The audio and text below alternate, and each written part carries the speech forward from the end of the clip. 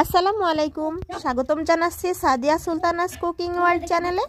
শীতকাল মানেই পিঠাপুলির আয়োজন, তাই আজকে শেয়ার করব ধুপি পিঠা।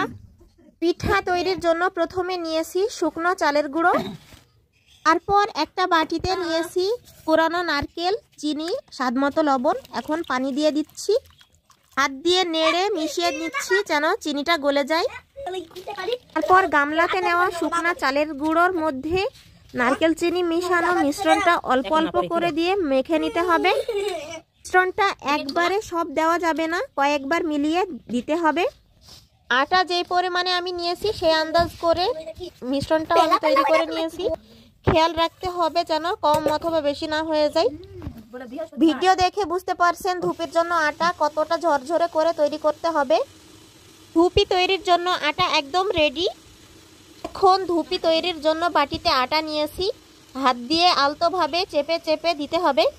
তারপর একটা পরিষ্কার নেটের উপর নিয়ে সরাসরি চুলাতে ভাপ দিয়ে নিতে হবে।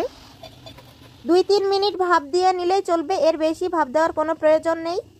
এরই মাঝে তৈরি হয়ে গেল ধোয়া ওঠা গরম গরম ধুপি।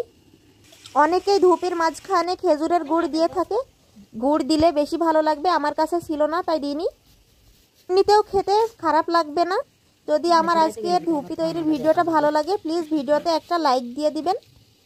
আসসালামু আলাইকুম।